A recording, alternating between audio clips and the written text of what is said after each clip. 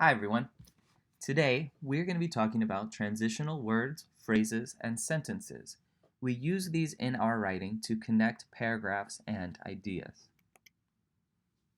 Some of the things we are going to cover in this presentation and this lesson is what transitional words and phrases are, why they are important, and how and when we should use them. Transitional words and phrases, you may have heard people talk about them like linking words. They help us carry our message from sentence to sentence, idea to idea, and paragraph to paragraph. With transitions, you can take the information you have in your outline and write it out in a way that makes sense. Transitional words make sure that your essay doesn't sound just like a list of details, but someone who's actually sharing their ideas. You know I like symbolism, so you can think of transitions like bridges. They are bridges between the different parts of your essay. They're the words that help you with the flow of your paper, and they guide the reader in making conclusions that you want them to make. Your job as a writer is to present your ideas in a way that's clear and easily understood. You want to take your reader through complex ideas like how a poet thinks we should live our lives based on three different poems. There's a lot of information you have to work there. But if you use transitional words and phrases, you can take these complex ideas and help organize your writing in a way that someone who's reading it can understand. Let's look at some examples of transitional words and phrases. Before we do that, though, we should look at the different categories because there are many different reasons to use transition. So according to those reasons, there are different kinds of transitional words we can use. We are going to cover the ones on this list here, comparing and contrasting, sequencing when we want to put things in order. If we want to give an example, we will give a transitional word first. If you want to emphasize something or give something more intensity, you could use transitional words. Showing cause and effect, giving more information, and drawing conclusions or summarizing. There are even more than this, but these are the ones we're going to be practicing. So for compare and contrast, I have a list here of examples that you can use when you want to compare and contrast. I will also give you some PDFs and some different documents that have so many more that you can take from, but for now, if you want to just focus on the ones in this presentation, that's great. So comparing and contrasting. Equally as important as washing your hands, brushing your teeth is good for your physical health. This is something I would use at the beginning of one of my body paragraphs. I would probably use this after a body paragraph about washing my hands. So instead of just jumping straight into brushing your teeth, I kind of mention what the previous paragraph was about because it helps you transition into that body paragraph. The second example, unlike the young boy at the beginning of the poem, the man on his deathbed would pay anything for more time. So here I'm comparing, and we know this poem already, I'm comparing what happened at the beginning of the poem and what happened at the end of the poem. Instead of just listing when he was young, this happened. When he was middle-aged, this happened. When he was on his deathbed, this happened. I help it flow by referring to the previous boy at the very beginning of the poem. Sequence and order. First and foremost, we must recognize that her ideas are fantastic. She deserves to be the group leader. Previously, Mr. Brown was a very grumpy man. Later, after experiencing what he did, he was much happier. So here, instead of just saying, I could say, Mr. Brown was very grumpy. He was much happier after experiencing what he did. The way that we use these transitional words and phrases help things flow. If I want to give examples, I can use the ones up here that are examples, like in particular, such as, specifically, to illustrate. Look at the example. We shouldn't take time for granted, especially the time we spend with family and friends. So here, I wanted to give an example that spending time with family and friends is part of that time I'm talking about. So I say especially, and I give the example. In the last example, for instance, this place has pits, black smoke, and asphalt flowers. Not very appealing at all. For instance, so here I'm giving an example. If I want to emphasize something or give it more intensity, I can use these up here. Obviously, clearly, without a doubt. More importantly, surely, of course. Of course, we need fresh air to breathe and clean water to drink, but is that enough? This is something that I might use at the end of one of my paragraphs to kind of get you to keep reading on. So maybe I dedicated that first paragraph to fresh air and clean water, and then I'm going to move on to something else that I think is important. So I'll leave that sentence so it gets you to read more. That second example. Clearly, Silverstein is using masks as a symbol for the persona we show to the world. I would probably use this in the last sentence of my body paragraph to emphasize what the whole paragraph was about. This is very helpful when you have, even especially long paragraphs or you've covered a lot of information. You want that last sentence to wrap things up so the reader leaves that paragraph remembering everything you covered. Cause and effect. They never washed their hands. Consequently, they got sick quite often. So this is another way of saying because they never washed their hands, they got sick, right? And you can even use that as a transitional. Because of never washing their hands, they got sick quite often. That's also a transitional phrase. In order to better understand Silverstein's message, we should look deeper into the symbolism he uses. So in order to, right? We give a why and because. We want to give more information. I think a lot of you are familiar with this because you were probably encouraged in the past to start your body paragraphs, like your second body paragraph, or even your first, with these words. Furthermore, as well as, additionally, actually, moreover. Look at that first example. Not only did he make the winning shot, but the video also got 3.8 million views. So I'm here giving you information. I'm telling you that he won. He had the winning shot, and I'm telling you that his video had 3.8 million views. Instead of giving you that information in two separate sentences, I combined it together. Additionally, the way to get there is only known by the children, so we need to unlock our imaginations. This is where I've probably given you some information about that poem where the sidewalk ends, and I want to really drive home the fact that only children know how to get there. So I'm going to give you that additional information.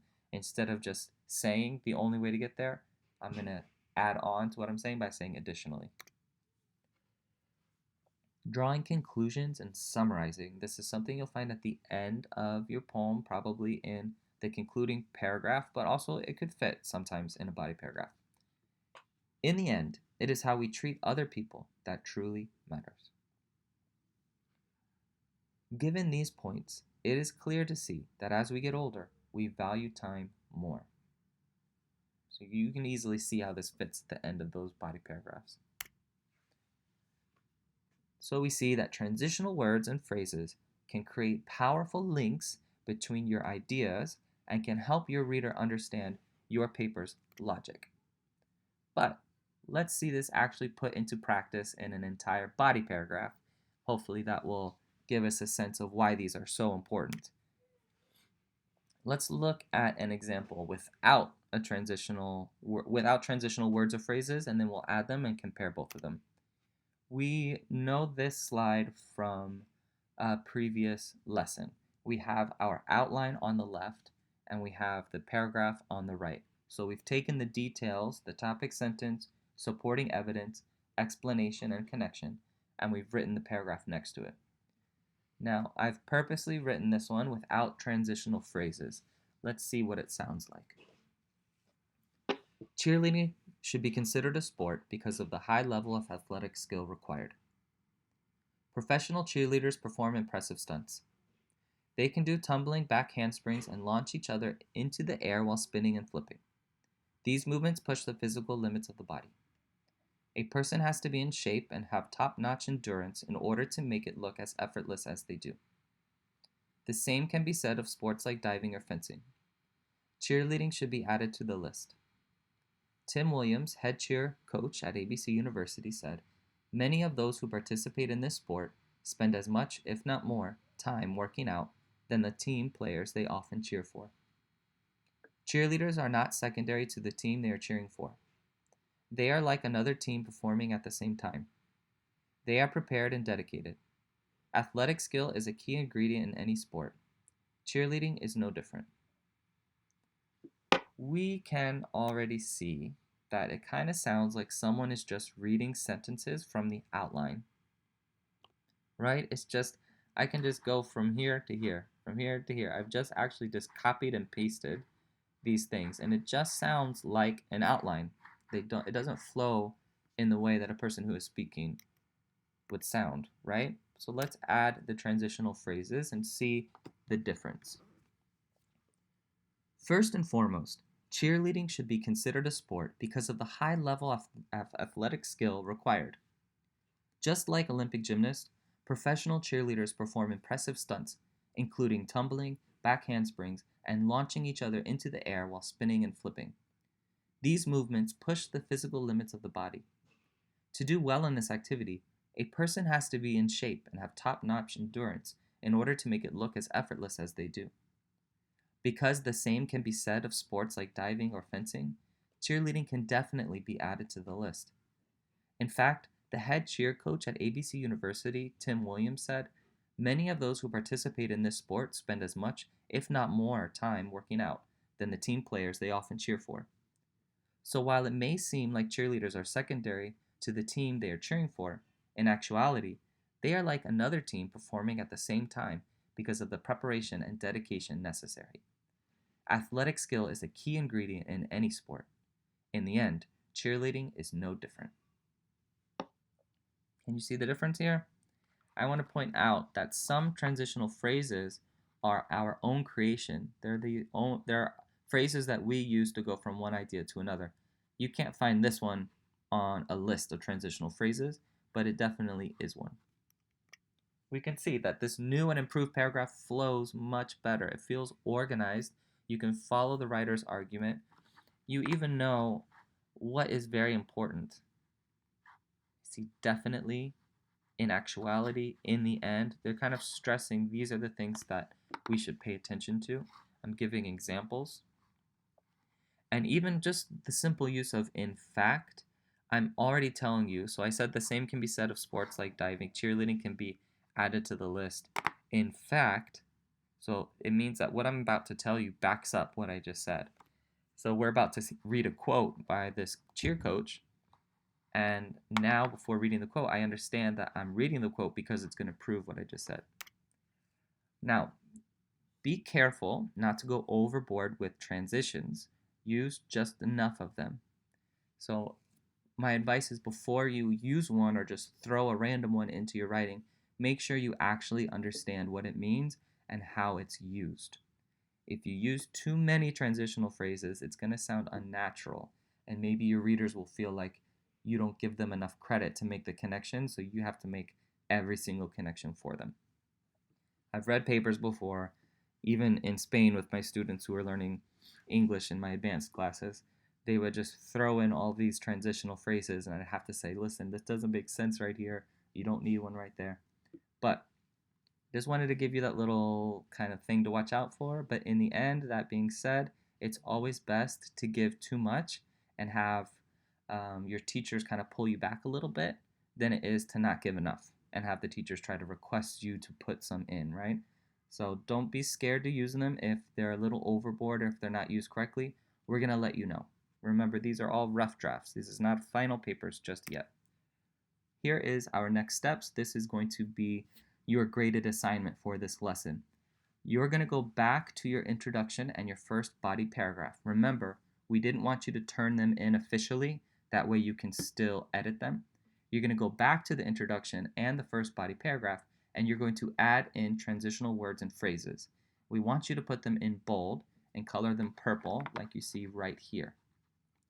We are going to go and we're going to look in the introduction and the body paragraph, and we're going to count the total transitions used in both of them. So after reading your introduction and first body paragraph, if we read 4 or more transitions that are used in a perfectly natural way, you're going to get a 5.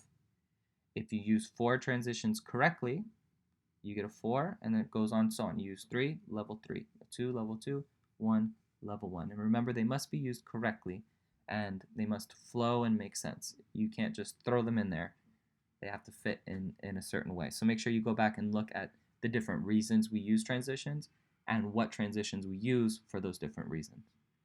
If you have any questions, please reach out. Good luck. I cannot wait to read what you come up with.